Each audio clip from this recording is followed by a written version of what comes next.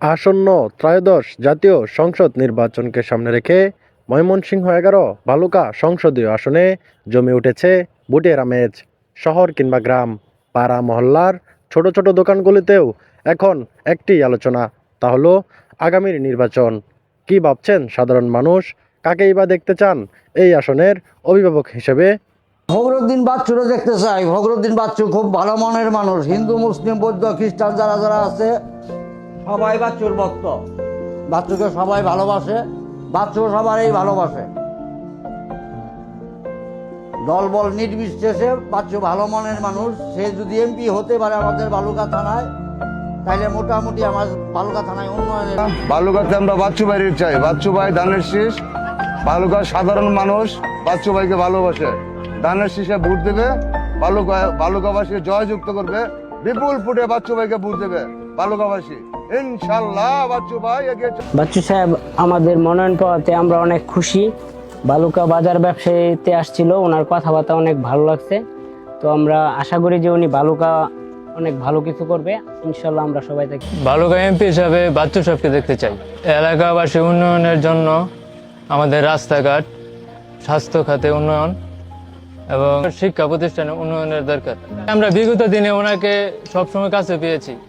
যখন আমরা তার কাছে গিয়েছি, উনি আমাদের কথা শুনেছে এবং আমাদের কাজগুলো সবসময় উনি করে দিয়েছে, এবং ভবিষ্যতেও আমরা ওনাকেই কাছে পাবো। এই হিসাবে আমরা বাচ্চু সাহেবকে সামনে এমপি হিসেবে দেখি। এদিকে এই আসনের জনপ্রিয়তার শীর্ষে থাকা বিএনপির মনোনীত প্রার্থী ফখরুদ্দিন আহমেদ বাচ্চু বলেন, আধুনিক বালুকা বিনির্মাণে জনগণের প্রত্যাশা পূরণের প্রতিশ্রুতি ব্যক্ত করেন তিনি।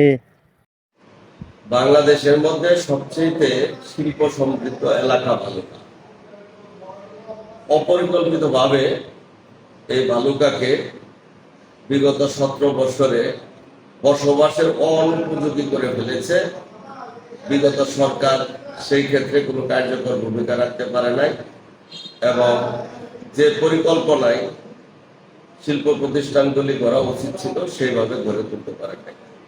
আপনি জানেন যে আমাদের সড়কগুলিতে যখন ট্রাফিক না থাকে, আইন শৃঙ্খলা বাহিনী না থাকে, তখন চতুর্দিক থেকে একই সময়ে পরিবহনগুলি যখন রাস্তায় আসে, তখন টোটাল রাস্তা ব্লক হয়ে যায়।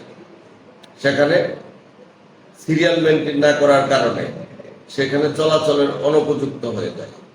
তেমনি ভাবে বালুকায় যে শিল্প প্রতিষ্ঠানগুলি রয়েছে, সেইগুলি অপরিকল্পিতভাবে গড়ে তোলায় এখানে বজ্র শোধনাগার যথেষ্ট পরিমাণ না থাকায়, এবং এই ওয়েস্ট মেটেরিয়ালস এবং বজ্র কোথায় যে সেগুলি নিষ্কাশন কিভাবে করা হবে সেই পরিকল্পনা না থাকায় প্রত্যেক এলাকাতেই দেখা যায় যে একটা জলাবদ্ধতার সৃষ্টি হচ্ছে, এবং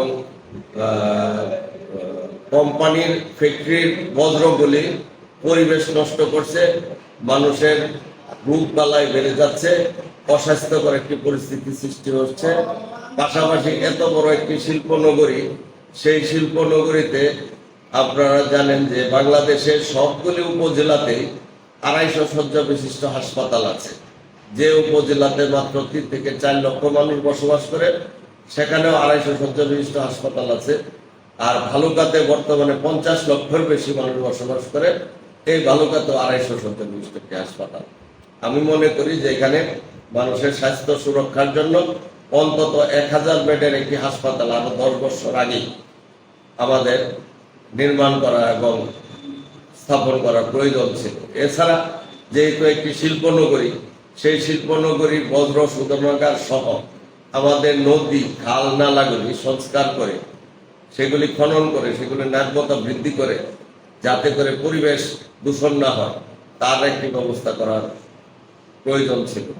এমনকি বালুকায় একটি অত্যাধুনিক টেকনিক্যাল ট্রেনিং কলেজ, বিশ্ববিদ্যালয় স্থাপনের প্রয়োজন ছিল, যাতে আমাদের ছেলেমেয়েরা যথেষ্ট পরিমাণ কারিগরি শিক্ষা জ্ঞান অর্জন করে এই সকল আন্তর্জাতিক মানসম্পন্ন যে সকল শিল্প প্রতিষ্ঠান আছে সেইগুলিতে যাতে তারা কাজ করতে পারে, এবং দেশের বাইরে যেও যাতে তারা উপযুক্ত কাজে যোগদান করতে পারে।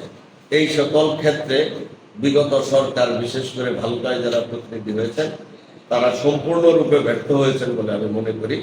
যে কারণে এত বড় একটি শিল্প নগরীতে মানুষের স্বাস্থ্য সুরক্ষা, মানুষের অভাব অনটন এবং মানুষের জলাবদ্ধতা, রাস্তাঘাটের দুরবস্থা এবং চিকিৎসা ক্ষেত্রের দুরবস্থা, সেগুলি দূর করা একটি কঠিন ব্যাপার হয়ে দাঁড়িয়েছে।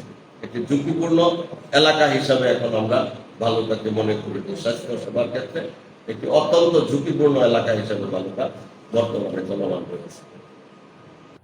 হৃদয় আহমেদ, চ্যানেল 21, ভালুকা, ময়মনসিংহ।